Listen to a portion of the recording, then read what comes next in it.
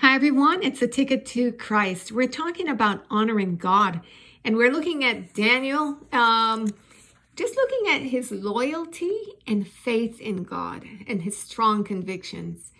And we're in Daniel 6. It says, "It pleased Darius to set over the kingdom 120 princes, which should be over the whole kingdom, and over these three presidents, of whom Daniel was first, that the princes might give accounts unto them, and the king should have no damage.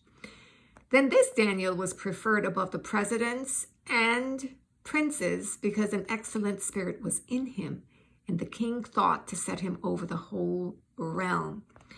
And if you read on, you see that as a result of that, people were very jealous and envious and tried to set up a plot against Daniel, but because they couldn't find anything against him, if you skip down in verse 5, they said, "We shall not find any occasion against this Daniel, except we find it against him concerning the law of his God," right? And so they set up this plot that they knew would put Daniel in what they thought would be a predicament. But let's pick up on verse 10. And the predicament was, by the way, that the king had this decree which said that no man can worship any other god or man except the king for 30 days, or they'll be cast into the lion's den. So I guess they didn't understand Daniel's relationship with God and who God is, right? So they set that up in place and tricked the king into signing it.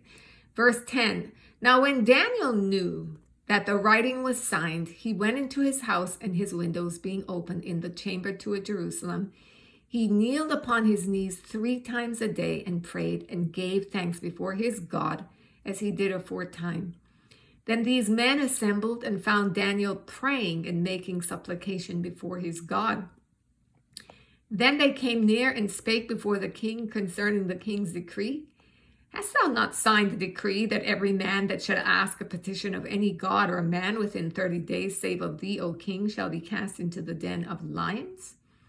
The king answered and said, The thing is true, according to the law of Medes and Persians, which altereth not. Then answered they and said before the king, That Daniel, which is of the children of the captivity of Judah, regardeth not thee, O king, nor the decree that thou hast signed, but maketh his petition 3 times a day. Then the king, when he heard these words, was sore displeased with himself, and set his heart on Daniel to deliver him, and he labored till the going down of the sun to deliver him. Then these men assembled unto the king and said unto the king, Know, O king, that the law of the Medes and Persians is that no decree or statute which the king established may be changed. Then the king commanded, and they brought Daniel and cast him into the den of lions. Now the king spake and said unto Daniel, Thy God, whom thou servest continually, he will deliver thee. And a stone was brought and laid upon the mouth of the den, and the king sealed it with his own signet, and with the signet of his lords, that the purpose might not be changed concerning Daniel. Then the king went to his palace and passed the night fasting. Neither were instruments of music brought before him, and his sleep went from him. Then the king arose very early in the morning and went in haste unto the den of lions. And when he came to the den, he cried with a lamentable voice unto Daniel. And the king spake and said to Daniel, O Daniel, servant of the living God, is thy God, whom thou servest continually, able to deliver thee from the lions? Then said Daniel unto the king, O king, live forever. My God hath sent his angels, and has shut the lions' mouths, that they have not hurt me. For as much as before him innocency was found in me, and also before thee, O king, have I done no hurt. Then was the king exceedingly glad for him, and commanded that they should take Daniel up out of the den. So Daniel was taken up out of the den, and no manner of hurt was found upon him, because he believed in his God.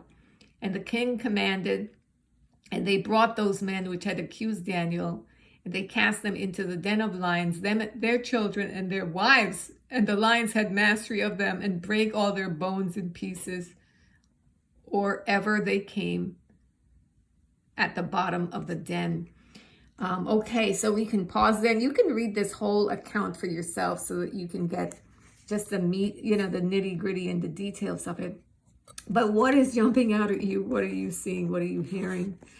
For me, what is majorly standing out was the loyalty of Daniel to God and his just steadfastness. I see somebody who's like not even hesitant, because in verse 10 it says, now when Daniel knew that the writing was signed, he went into his house, and his windows being opened in his chamber to Jerusalem, kneeled upon his knees 3 times a day. So he didn't change what he was doing to compromise. He didn't close the windows or maybe think, well, I'm just going to pray in secret, but I'm not going to, show it. He did exactly what he did before. Prayed publicly, with, however he did it. And so his focus and concern was God. God was his focus. He honored God, being willing to lay down his life even if that's what it meant. And I think that's how we today can honor God. It's just really having strong convictions that we're not going to compromise because someone has a problem with our faith, with our love for God, and with our convictions. That you're not going to change what you did or lessen your zeal and passion for God because somebody doesn't agree with it.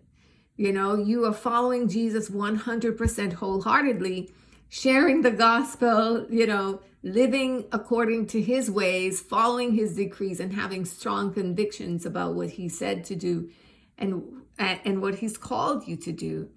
And so that's a major thing that I get out of this.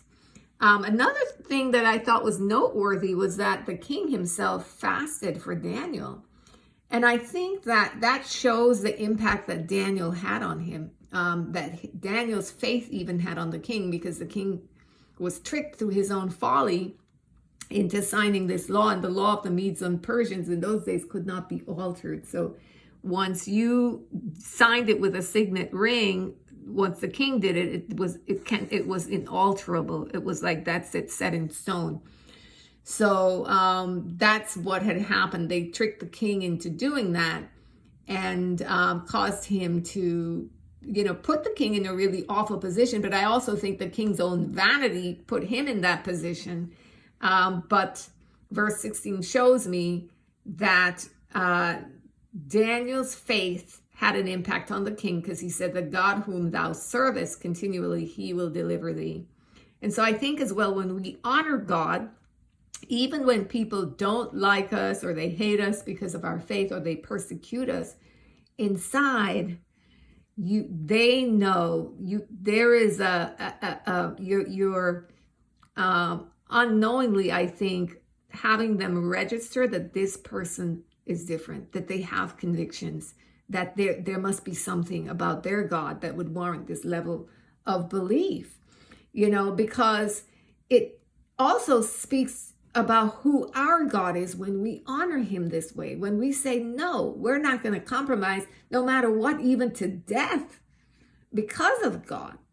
And so it causes people to say, well, who is this Jesus? Who is Jesus again? What is this about? When they see strong convictions, when they see you're not going to change, and be like the world, that you're going to live a holy, set apart life, obeying the Lord, that you're in your Bible, reading, praying, that your language is different, that you're growing and learning, that even though you're not perfect, if you blow it, you go back, you apologize, you own it, that they see that it's a heart of somebody who's wholehearted in their walk with God. And so I think that the world needs a lot more Daniels, but I think also this is a great example of a man who honored God with his life through his conviction. So that is the takeaway I got from this. I know you're getting your own as you study this out. just looking at Daniel. And if you read the whole book of Daniel, right, you get other examples of Shadrach, Meshach, and Abednego and others who honored God as well. And notice, of course, God delivers him. God just shut the mouths of those lions. He is God, and he, when you're honoring God like this, that's because you have that intimate relationship with God, and you know who he is. You know he is worth it, and that it is nothing for us to, be loyal to God, to be faithful to him, to take his side, and to make sure that we stand with him, letting all know that he is God, he's our God, and he is worthy. So that is it from me, beloved. I hope this gave you food for thought or blessed you in some small way. Have a great day.